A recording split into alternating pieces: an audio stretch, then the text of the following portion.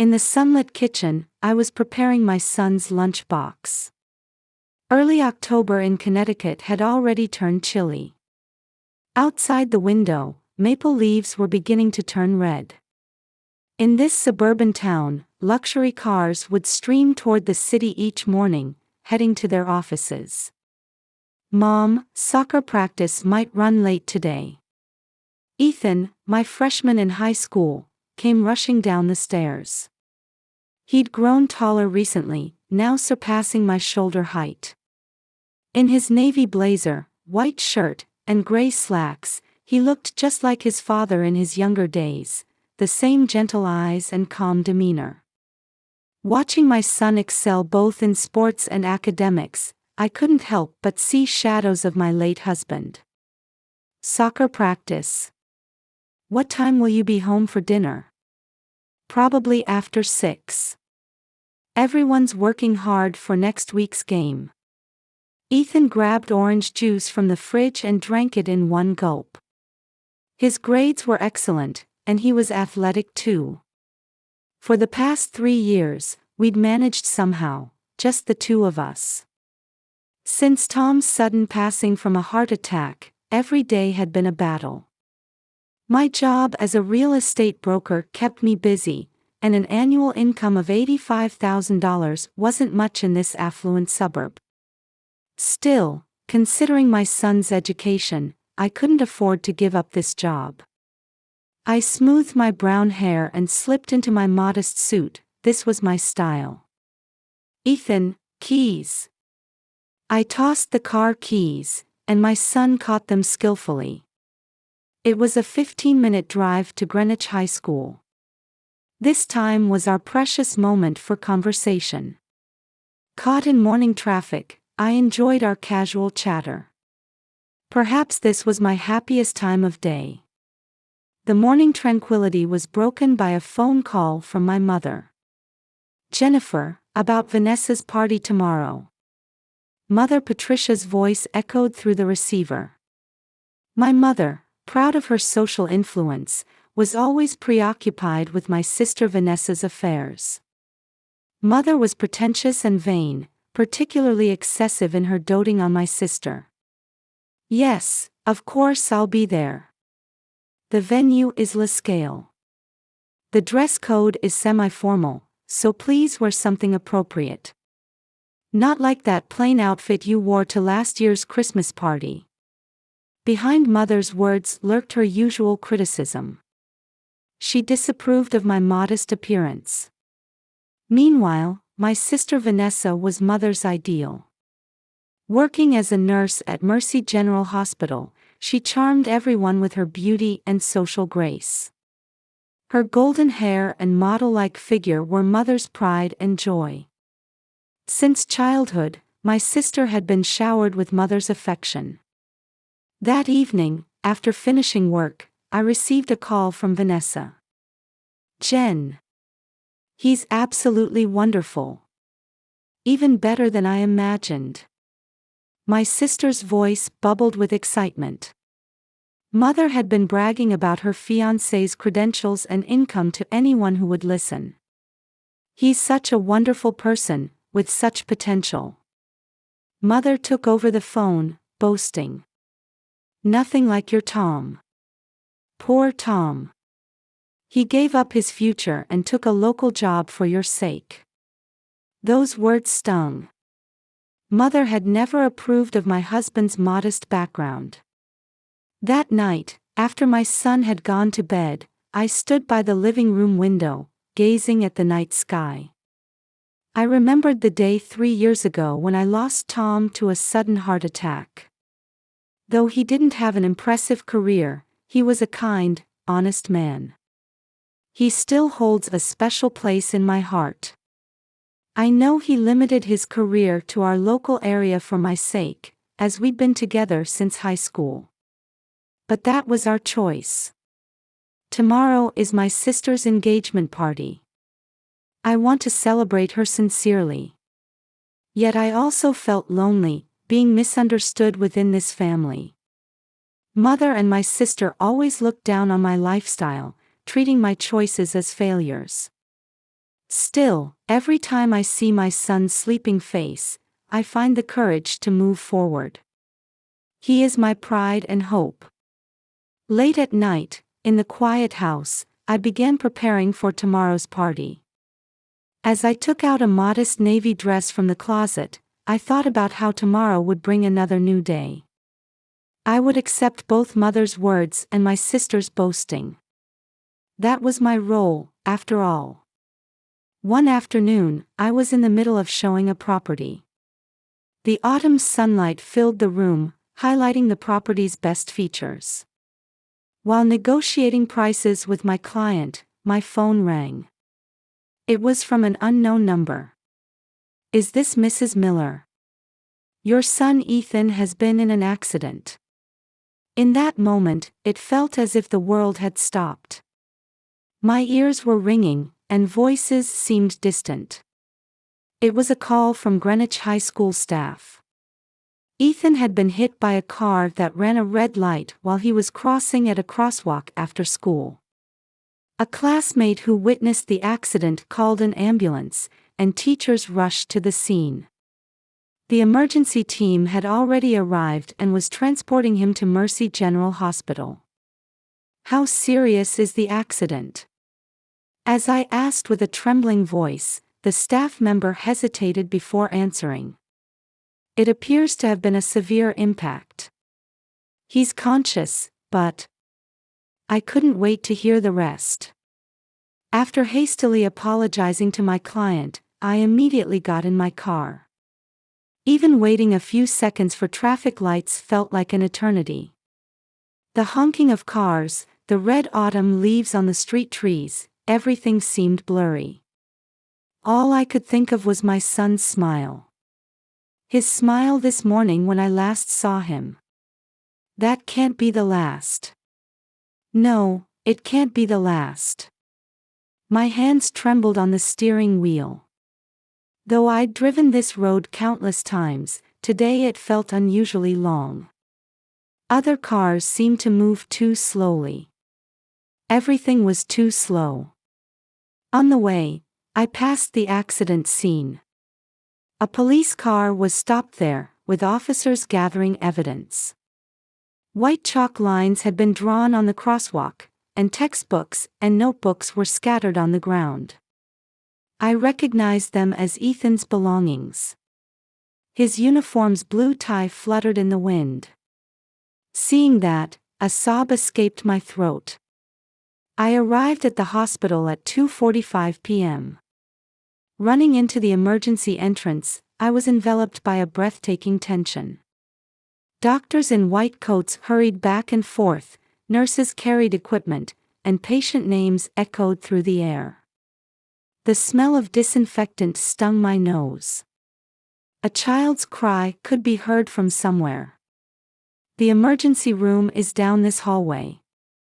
I ran following the receptionist's directions. My heart was pounding so hard it felt like it might burst. My legs were shaking.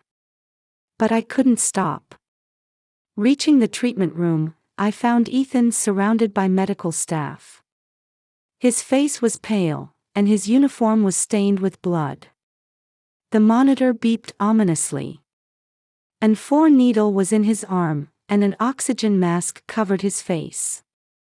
Was this really my son? The same boy I'd cheerfully sent off to school this morning. "There's likely internal organ damage, and the bleeding is serious. CT scans show a liver laceration. We've also confirmed bleeding from the spleen," the young doctor explained in a calm voice. Dressed in clean white coat, he explained the situation with a confident gaze. His voice carried definite assurance. "Immediate surgery is necessary. I will perform the operation. Please. Please save him." My voice was trembling. I clasped my son's hand. It was cold. I'd never felt it so cold before. It was usually warm. "Mom." Ethan called out weakly. His face was contorted with pain. Yet his eyes looked at me with concern. "It's all right. I'm here. I won't leave you. It hurts. I'm scared." Those words tore at my heart. My strong son, to admit such weakness. How much pain must he be in? Nurses kept coming into the treatment room. They checked vital signs, attached new 4 bags, and followed the doctor's instructions. Their efficiency gave me a glimmer of hope. Amidst the preparations for surgery, I needed to call Mother. I knew I couldn't attend tonight's party. I felt I should tell her. But first, I had to sign the consent forms. I received the papers with trembling hands. The letters seemed to blur. "Mom, Ethan's been in an accident. Today is Vanessa's proposal party. Don't ruin it." Mother's voice was filled with anger. In the background, I could hear people talking. The clinking of glasses. Laughter. The party preparations seemed to have already begun. I could hear the busy sounds of the luxury restaurant's kitchen. "But he's seriously injured. I'm at the hospital now. They say he needs surgery." My voice caught. Tears rolled down my cheeks. "I can't believe this. You're always like this." "I'm putting Vanessa on. This is supposed to be my special once-in-a-lifetime day. How could you? Why today of all days?" My sister screamed on the other end. Her voice was mixed with anger and disappointment. She'd always hated when things didn't go her way. But this was different. This was about my son's life. My hands trembled. While my son was hovering between life and death. Their family. Why can't they understand? I wanted to scream inside. But no voice came out. Each time the treatment room door opened, new staff entered. Voices announcing blood test results, voices confirming operating room preparations. Among all this, I listened only to my son's breathing. Then, the operating room door opened. The doctor from earlier appeared. "Mrs. Miller, we're ready for surgery." His gaze held firm resolve. I could sense his professional determination. There was something reassuring about his presence. "I will save him. That is my mission as a doctor." How comforting those words were. Tears welled up. As I watched my son disappear into the operating room, I stood there, almost in prayer. My son, whom I'd sent off to school as usual this morning. Though it was only hours ago, it felt like the distant past. Our conversation at the breakfast table. Our casual chat in the car. Everything had become precious memories. I sat in the waiting room chair, covering my face with my hands. My smartphone kept vibrating. Surely from Mother. But I had no strength to answer. Each notification tone made my heart constrict. The "surgery in progress" sign glowed red. The light seemed the color of blood. The clock hands moved cruelly slow. Outside the window, dusk was approaching. Looking up at the orange-tinted sky, I continued to pray for my son's life to be saved. Prayer was all I could do. This helplessness brought fresh tears. In front of the operating room, I pressed my trembling hands to my chest. The red lamp's light coldly illuminated the hallway. The surgery that would determine my son's fate was about to begin. The clock showed 3 p.m. The second hand on the waiting room wall clock seemed to move unnaturally slowly. There was no one beside me. At this moment, I felt painfully aware of how alone my son and I were. While nurses bustled about, I alone felt trapped in suspended time. Beyond the operating room doors, the battle for my son's life had begun. The sounds of machines, staff voices, and metal instruments clinking faintly reached through the doors. Each sound squeezed my heart. My smartphone vibrated again. The screen showed an incoming call from Mother. Though I had no energy to answer the phone, I checked the message. All the party preparations are complete. Don't ruin everything with your selfishness. Those words suddenly filled me with anger. Selfishness. When my son's life was in danger. But I didn't even have the energy to raise my voice. I just sat in the cold waiting room chair. Outside the window, clouds drifted by. The sky that had been clear this morning now felt eerily distant. I tried flipping through old magazines in the waiting room, but the words wouldn't register. After 4 o'clock, a nurse came to provide an update. Her expression made my spine freeze. There's more bleeding than expected, and additional procedures are needed. However, the surgeon is doing everything possible, so please try not to worry. At those words, my heart nearly stopped. Additional procedures. The weight of those words bore heavily on my shoulders. As I stared at the operating room doors, memories of my son's childhood flooded back. The day he first walked, his first words, his first day of school. Every moment felt as if it had existed for this very time. How much blood loss. His condition. My voice shook. The nurse wore an apologetic expression. The details will be explained by the surgeon after the operation. After that, the waiting room returned to silence. Only occasionally did the sound of medical staff's footsteps echo in the hallway. The sound of 4-pole wheels. Someone's voice. Everything felt distant. Nurses rushing with new 4 bags, medical technicians running with blood test results. Knowing that each person played a vital role in my son's life filled me with both gratitude and anxiety. The clock hands moved mercilessly forward. During this time, Mother's calls exceeded 10. The message content grew increasingly aggressive. I ignored them all. Right now, all I could do was pray. I remembered my son's smile as I sent him off to school this morning. His usual, "I'm off," now felt like a distant memory. Outside the window, dusk was falling, and street lights were turning on one by one. Other families in the waiting room must be carrying similar anxieties. Occasional sounds of crying, deep sighs, words of prayer. How many lives intersected in this hospital?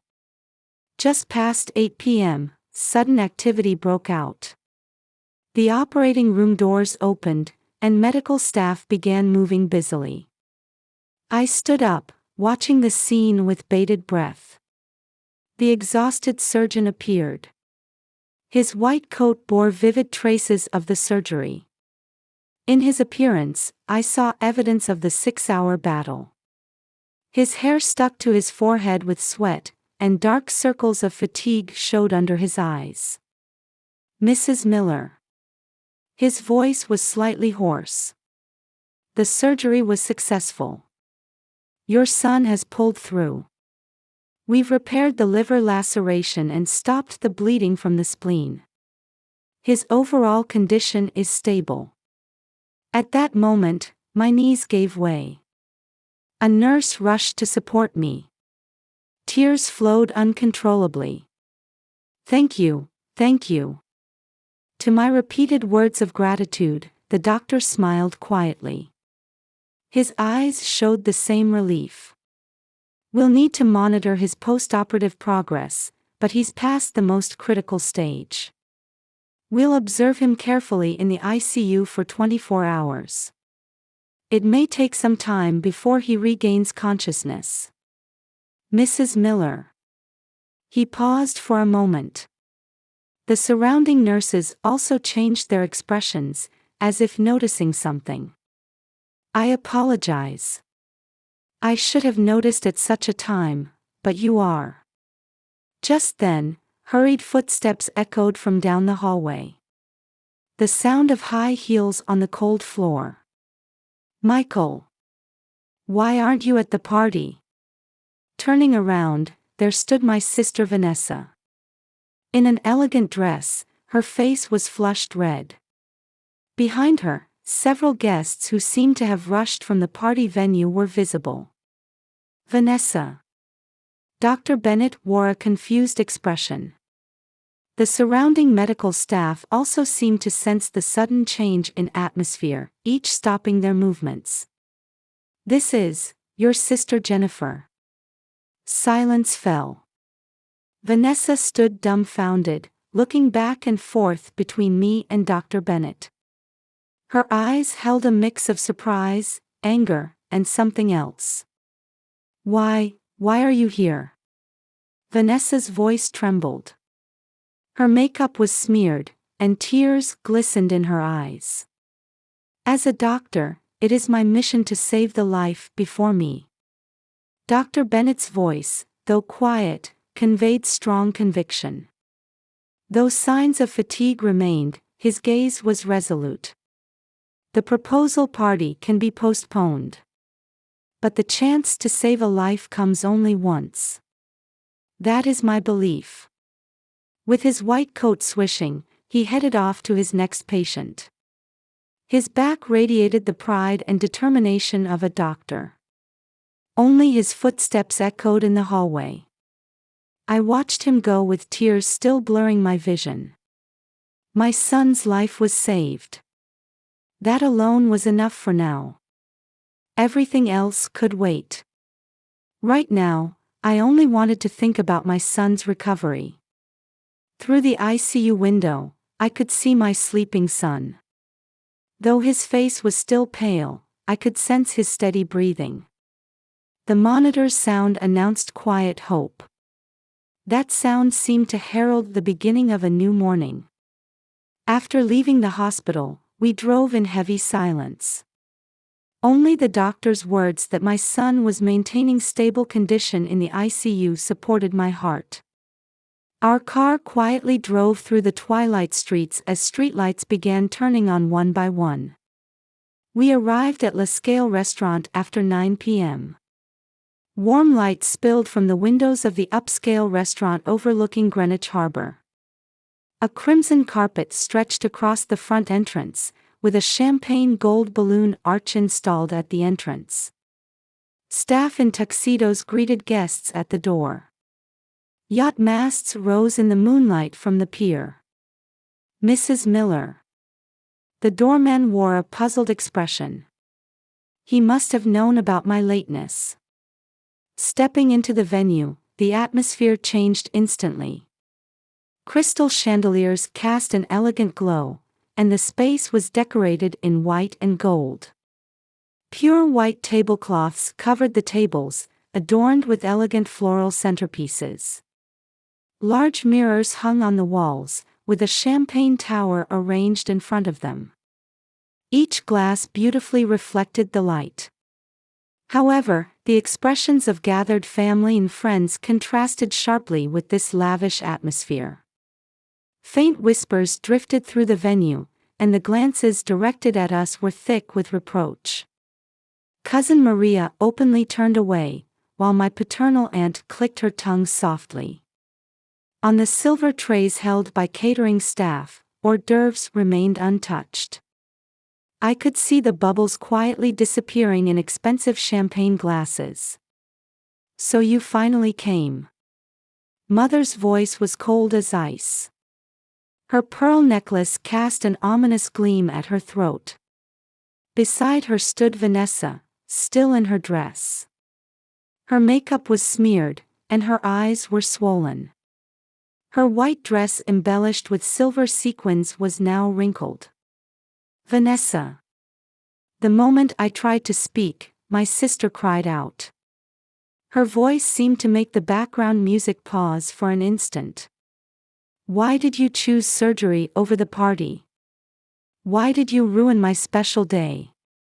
At her voice, the venue fell silent. A waiter's tray trembled slightly. Because his life was in danger. That doesn't matter. Today was my special day.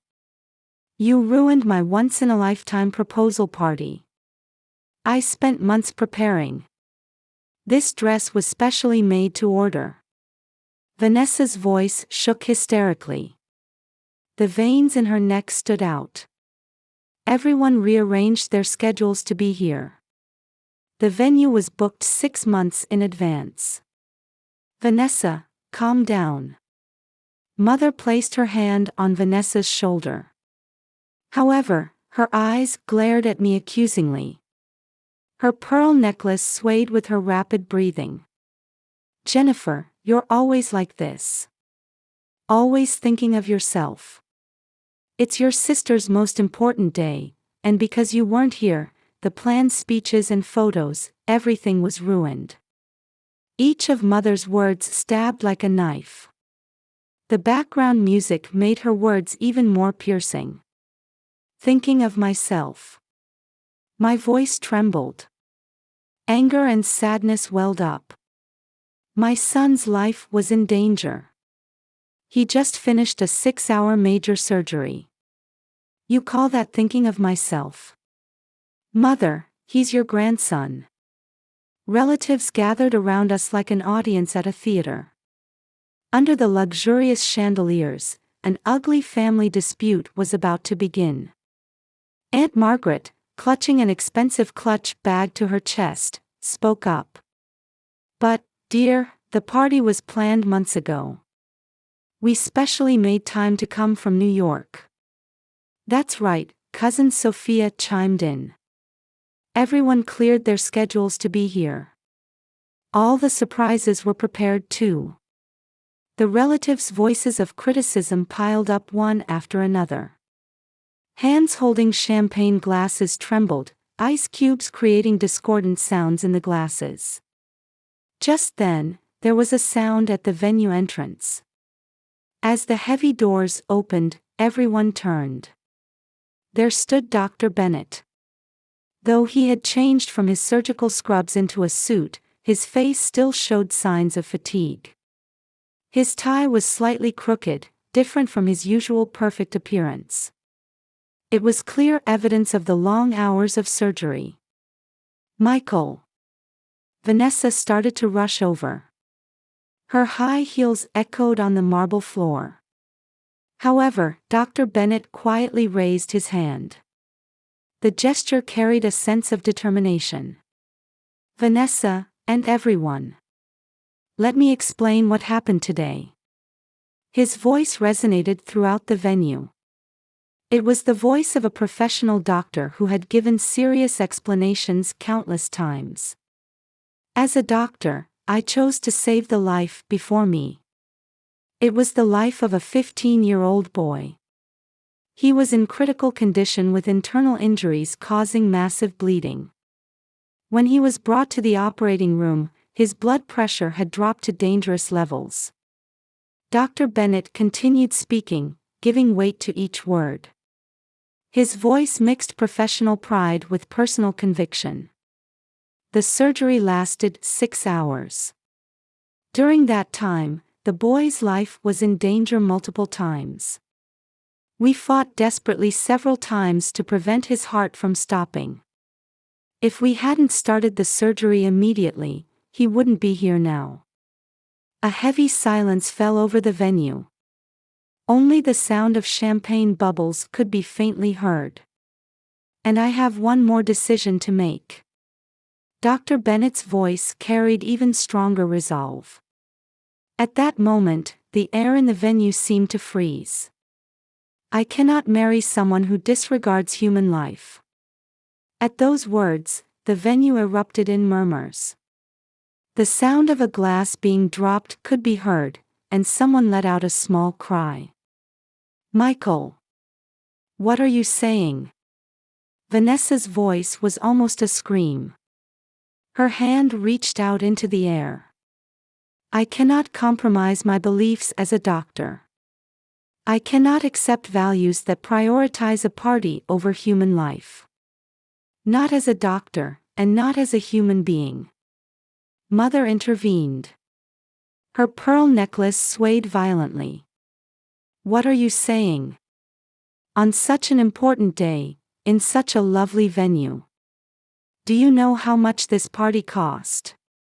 What matters is what happened on this important day. Dr. Bennett's voice maintained its calm while filled with strong determination.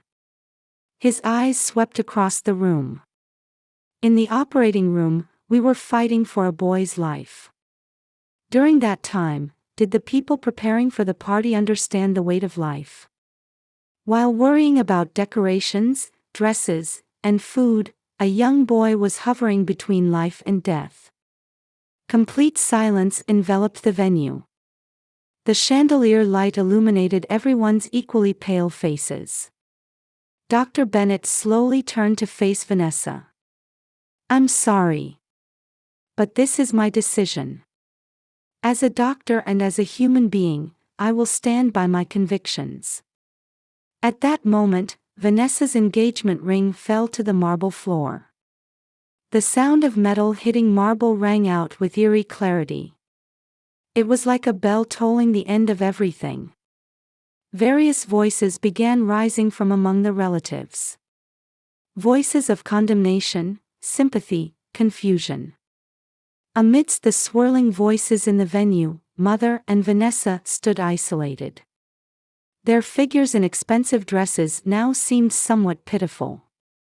The aunts whispered things like, "How embarrassing," and "a family disgrace," while the paternal relatives had already begun leaving the venue. The wedding planner, who had been prepared for the wedding, stood dumbfounded. Cousin Maria approached me.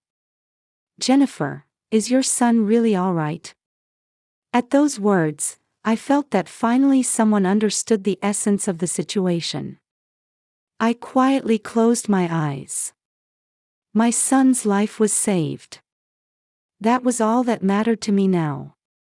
Tomorrow, I would be able to see my son's face at the hospital again. That thought alone supported me through this chaos. Outside the window, harbor waves quietly lapped against the shore. The chandelier light coldly illuminated the engagement ring on the floor. That light seemed to be watching over all of tonight's events. Spring sunlight streamed into the hospital room. 6 months had passed since that day, and cherry blossoms were beginning to bloom outside the window. The cherry tree-lined path on the Mercy General Hospital grounds gave a sense of new life stirring. "Mom, I'm being discharged today." Ethan smiled on the bed. Color had gradually returned to his once pale face, and strength had returned to his voice. Though surgical scars remained, his rehabilitation was progressing well, and the doctors were amazed at his recovery ability. "Yes. But you still need to be careful not to overdo it." "I know. But I want to get back to school soon." The soccer team members came to visit every week. At those words, I felt tears welling up. My son, who had overcome a life-threatening crisis, seemed a bit more mature than before. During his long hospital stay, he must have done a lot of thinking on his own. Sometimes he would wake up in the middle of the night and talk about the meaning of life. A nurse brought the discharge paperwork. Meanwhile, I gazed out the window. Over these 6 months, many things had changed. Though some changes were painful, they were necessary steps in our growth. Mother began to change significantly after that night. At first, she couldn't acknowledge her mistakes, and we lost contact for a while. The incident at the luxury restaurant became talk of the local social circle, and Mother temporarily stopped appearing at parties. However, on a rainy day, she suddenly visited the hospital room. Without makeup, her usual dignified manner was gone. "Jennifer and Ethan." Mother's voice trembled. Rain dripped onto the floor from the umbrella in her hand. "I've started seeing a counselor. Dr. Sarah Thompson. I've realized the biases within myself." Since that day, Mother began regularly attending counseling twice a week. There, she started confronting her issues with values and excessive favoritism. She said she realized she had lost sight of her daughter's true happiness by obsessing over superficial success and appearances. "I've hurt you all this time. About Tom too, my attitude back then was wrong."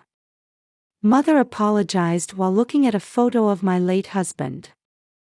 Though long-standing habits couldn't be changed easily, changes were becoming visible, slowly but surely. "I've started a support group for single mothers." Mother reported this the other day. Meetings are now held weekly at her mansion. She's begun using her social influence to help mothers in need. She's also started building a network of professionals including lawyers, doctors, and counselors. "I never truly understood the challenges of raising children alone." Mother's eyes held new determination. At Christmas, she hosted a party for single mothers from the support group and their children. Instead of competing over decorations and food, there was warm interaction. Vanessa's change was even more dramatic. After the broken engagement, she went through a period of deep depression. She disposed of her expensive dresses and accessories, deleted her social media accounts, and lived almost like a recluse. However, an encounter with a patient changed her. A young mother battling terminal cancer. Seeing this patient worry about the children she would leave behind deeply moved Vanessa. "As a nurse, did I really understand my patient's feelings? Wasn't I just providing superficial care?" Through such self-questioning, Vanessa decided to transfer to the hospice department. There, she gained deep insights from patients and their families facing life and death. Her flashy makeup became more subdued, and she spent more time with patients. Patients facing death teach us what's truly important. Vanessa said this while drinking coffee in the break room. Her eyes held a depth that wasn't there before. "I used to be too focused on superficial things. The scale of the wedding, the partner's income. But what's really important is having a heart that understands the weight of life." She seemed to be experiencing her own growth while empathizing with patients' families' emotions. She particularly focused on caring for young patients' families. "In the new ward, I met a wonderful doctor. He's a palliative care specialist." Vanessa told me this recently.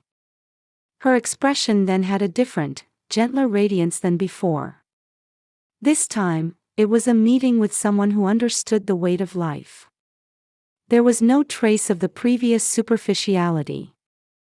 Sometimes we run into Dr. Bennett in the hospital hallways. We exchange polite greetings and interact as professionals. In that, I sense Vanessa's growth. Family gatherings have also gradually changed. The previous competition over appearances and superficial glamour has subsided, replaced by growing feelings of mutual consideration. Dinner at Mother's house has become a monthly tradition. Expensive tableware and decorations have become more modest, replaced by increased family conversation. Sometimes there are arguments, but that too is part of the process of understanding each other. "Jennifer, can we start over?" Mother's words contained years of regret and new hope. She now tries to show equal affection to both daughters. Sometimes old habits surface, but each time she checks herself and makes corrections. Having finished the discharge preparations, we stepped into the elevator. 6 months ago, I had pressed the floor button in this elevator with trembling hands. The fear and anxiety of that time were now becoming nostalgic memories. Mom, are Grandma and Aunt Vanessa waiting at home? I nodded at Ethan's question. I'd heard that Mother and my sister were preparing a small party at home to celebrate his discharge. We didn't need elaborate decorations or expensive food. Just family gathering together, rejoicing in each other's presence. That was enough. Yes, they're surely waiting. Today they're making meatloaf, your grandfather's favorite. Really? Grandpa's? Yes. Grandma has started cooking recently. She's begun working in the kitchen herself instead of leaving everything to the housekeeper.